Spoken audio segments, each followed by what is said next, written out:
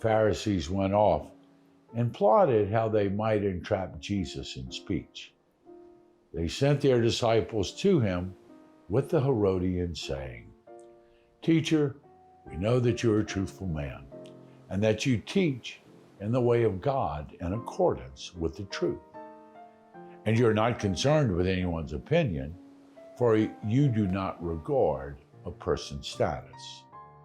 Tell us then, what is your opinion? Is it lawful to pay the census tax to Caesar or not?" Knowing their malice, Jesus said, "Why are you testing me, you hypocrite? Show me the coin that pays the census tax." Then they handed him the Roman coin. He said to them, "Whose image is this and whose inscription?" They replied, "Caesar's." And then he said to them, "Then repay to Caesar what belongs to Caesar, and to God what belongs to God." Hello and welcome to Closer Walk Catholic Communications. I'm Father Bayer, your host. I'm glad that you can join us today. You know what? After 44 years, I've read this gospel many, many, many times. And you know what? I read it much differently today than I read it 44 years ago. 44 years ago, we were just struggling over contraception and the birth control pill. 44 years ago, the abortion question was a hot topic item in the Roe v. Wade and everything like that. Now, very, very different than give to Caesar what is Caesar's, but give to God what is God's. How do you read that today? Think about that. Think about everything that we deal with in this country right now. And think about the law of God. And think about living in a society that's trying to force us to embrace a political ideology and to violate our own religious freedoms and our own religious consciences. And heretofore, we've been able to kind of say, okay, I live in this country. I realize everyone's not Catholic. I realize everyone's not Christian. I realize everyone does not have these values. But as long as you are willing to respect my values and let me live accordingly, then we can probably live together. There was a time in our history when we were able to disagree and not be shouted down. Do you realize there have been over 230 Catholic churches attacked since the Dobbs decision? The Dobbs decision is the one that allowed the states to choose and set their own abortion rights, laws, and our limitations. And because the Catholic Church is known to be fiercely pro-life, just based on that fact, over 230 Catholic churches have been attacked, vandalized, have statues destroyed, stained glass destroyed, and everything like that. And you know, very few people have been prosecuted. Less than 20% of the attacks have been prosecuted. However, 6 people were just convicted of violating the FACE Act. The FACE Act, and I don't know what the acronym stands for, but you're not allowed to pray or obstruct anything in an abortion clinic. And 6 people are facing 11 years in prison for praying in front of abortion clinics. And 233 churches have been vandalized, and no one's gone to jail. They've dropped charges. And then we have people being put in jail for praying in abortion clinics. And you have things like Occupy Portland and the George Floyd riots that did billions of dollars worth of damage to cities, to business owners, and no one goes to jail. Yet when we have these mob raids of all of a sudden running into a store and just stealing and breaking everything, no one has been prosecuted, but the employee who attempted to stop them has been fired.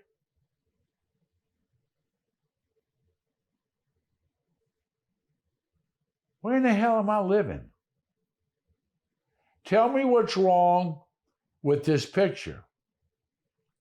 You know, it's one thing to say, okay, we live in a multicultural society. We live in the midst of great diversity.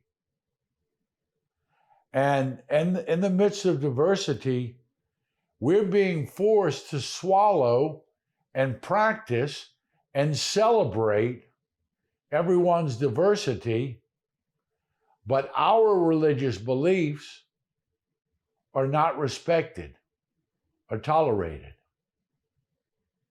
Back when they had the HHS mandate that Catholic hospitals and institutions were now being forced to provide birth control as part of their healthcare packages, we lost a lot of nursing home and care centers because after paying millions of dollars in federal fines, the diocese could no longer afford to do that. Now, I read a quote, and it said, first we ignore evil, then we tolerate evil, then we legalize evil,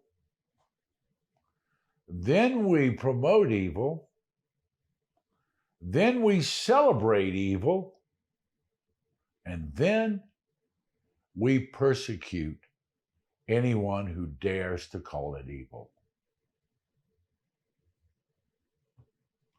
Makes sense to me. It's pretty much of an accurate picture of where we are in this country. Evil is permitted, legalized, and tolerated. But if you say that you believe that life is sacred from the moment of conception to the moment of natural death, you're anti-woman and you're responsible for women dying.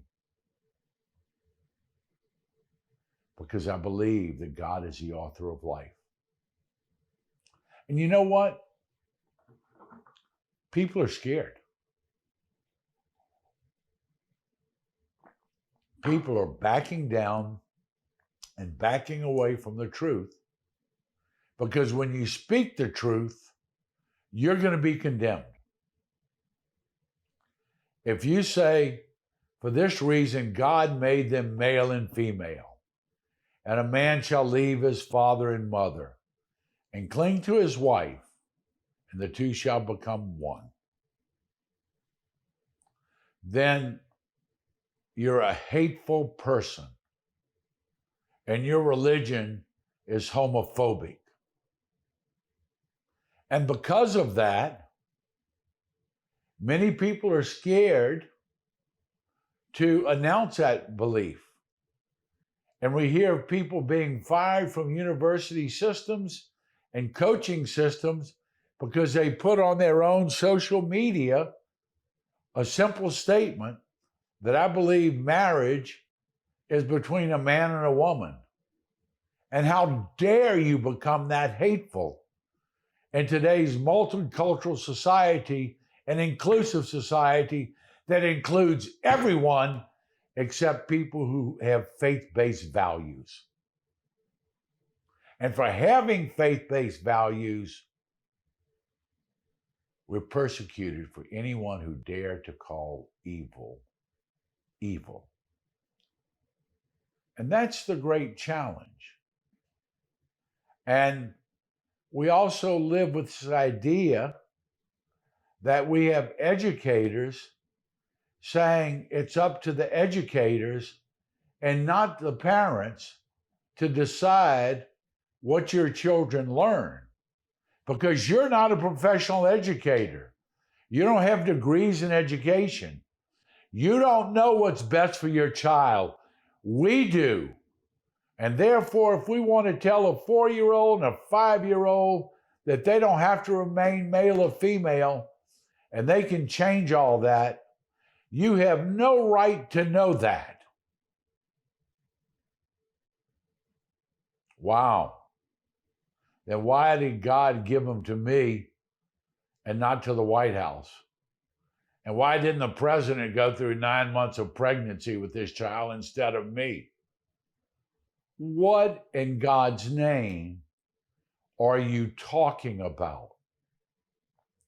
And unfortunately, we live in a media where media supports this ideology. Media is very quick to condemn people who believe. We have people coming over our border every day who are on the watch list for worldwide terrorists, and yet we decide to call parents who go to school board meetings domestic terrorists, and we want to punish them and not secure the border where people on the worldwide terrorist watch list gain access to our country every day. Does it sound like I'm mad? I am. I'm mad as hell. And I think it's really, really time for us as believers to unapologetically stand for what is God's and what is Caesar's. And first of all, our children do not belong to Caesar. They're made in the image and likeness of God. They're entrusted to you, your care, your well-being, and you stand before God to answer for how you've raised your children. The National Education Association or the Library Association does not stand before God for your children. You do. And we'll talk more about it when you come back. Stay with us. Hi, I'm Father Jeff Baye from Closer Walk Catholic Communications. Thank you for being here today, and a special thanks for the support that you give us. First of all, your prayerful support we so desperately need, and also your financial support. We are donor-driven, and that is what keeps us on the air today. As you well know, the truth is in great demand and in very short supply, and mainstream media is not going to bring you the truth of the Gospels of our Lord Jesus Christ, because that's not socially acceptable and it's not politically correct. Certainly we all realize that when this life journey's over, we don't stand before the Supreme Court, we stand before the throne of God. Therefore, with great clarity and great charity, to pronounce the truth of the gospel is important. Your prayers, your financial support enables us to do that. So we thank you, and may God bring you closer in your walk with the Lord each day. God bless you. Tell us then, what is your opinion? Is it lawful to pay the census tax to Caesar or not? Then repay to Caesar what belongs to Caesar, and to God what belongs to God. Hello and welcome back to Closer Walk Catholic Communications. I'm Father Bayer, your host. I'm glad that you came back. I had time to get a sip of coffee and catch my breath. And is it lawful to pay tax to Caesar? Sure it is. We live in a country that provides a lot of freedoms and a lot of protection. And we need to pay our share. There is no question about that. But we need to understand that we have a responsibility to God before we have a responsibility to Caesar. And our responsibility is to be faithful and to care for our own and to be pleasing in the sight of God. And anything that Caesar wants, legalizes, or tries to force upon us that's contrary to the law of God, we have every right to be conscientious objectors to the law and choose fidelity to God over Caesar. And that's a great responsibility. Now, with that being said, when I hear that we want to make sure that our country is going to use our tax dollars to promote abortion around the globe, we want to use our tax dollars for Ukraine and taking care of everyone who comes across the border, but we don't want to use our tax dollars for our homeless, of which there are many, for our mentally ill, of which there are many, and for our veterans who protected our freedoms. Something's wrong. I think we need to support our country, but I think our country needs to support us. And when we live in cities that we can no longer be safe in because poor people who are mentally ill go untreated, are left alone to the streets, and we think that the best thing we can do is buy people clean needles and let them stay on our streets and do drugs, we're not addressing the problem. All these people are made in the image and likeness of God. All these people are God's children. I really understand somebody wanting to come to this country, like my grandfather came from Lebanon to this country. I understand wanting to be here, but not at the point of having the people who pay the taxes and ask that we have protection, that we have law enforcement, and we have laws that are set out for our well-being, and we have our own homeless, mentally ill, and homeless veterans, and we ignore them. There's a justice issue here. There really is. And we need to start to understand. And listen, let me first of all say, everyone is looking forward and we're touting certain political candidates. I got news for you. This is not a political issue. This is a product of living in a society where we have wholeheartedly tried to take the law of God and to demean it and to attack it and to get people to ignore the law of God for the sake of some ideology.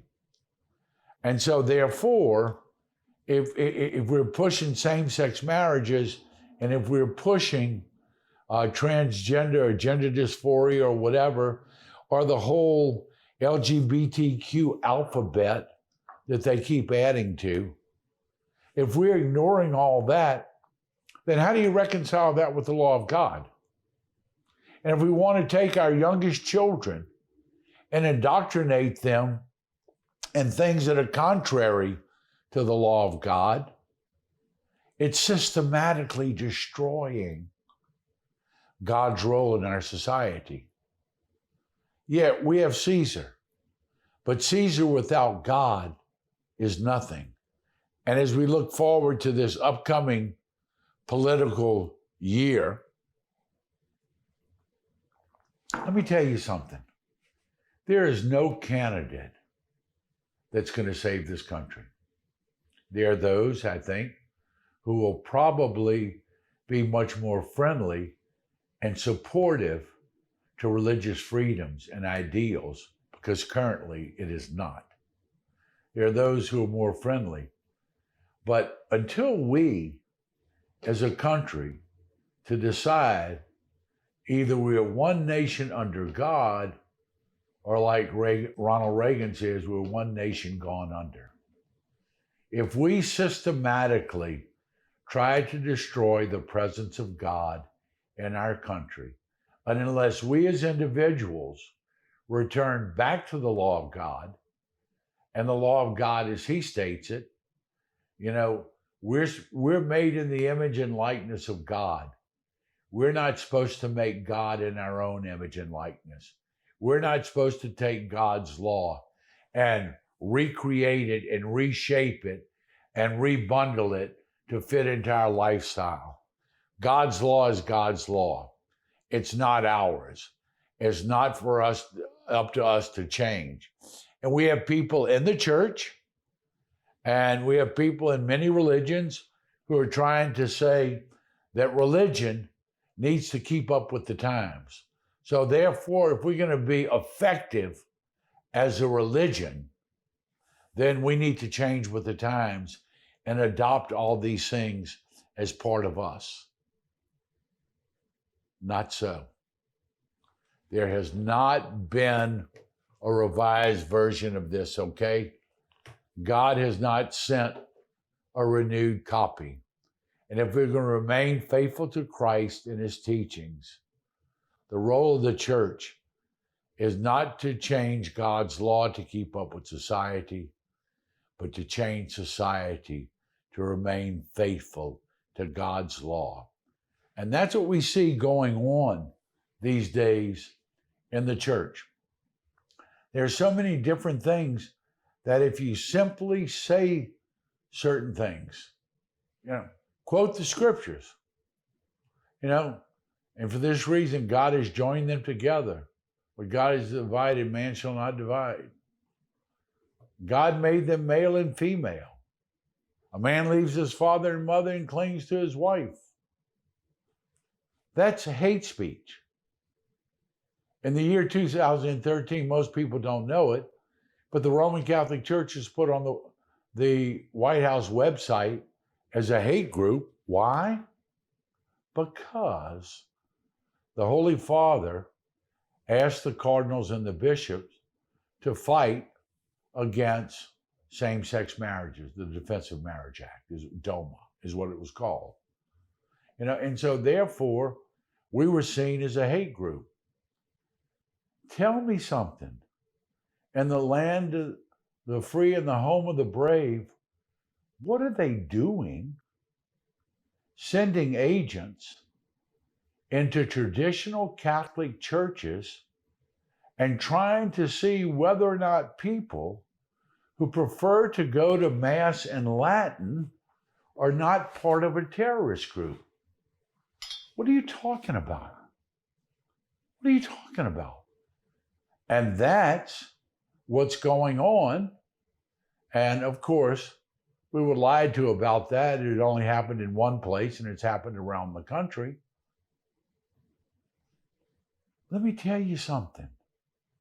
There was a great quote, and I'm going to slaughter it, but it said, first they came for the fascists. I was not a fascist. And So I said nothing. Then they came for the Bolshevists, and I was not a Bolshevist, so I said nothing. Then they came for the trade unionists. I was not a trade unionist, so I said nothing. Then they came for the communists. I was not a communist, so I said nothing. And then when they came for me, there was no one left to speak. Now's the time. Now's the time. We can send emails and jokes all day long, and we can say that we're so tired of this, and we can send money to a political candidate, and we can do that. But until our outrage is such that the people that we elect to office realize that they're there to serve us.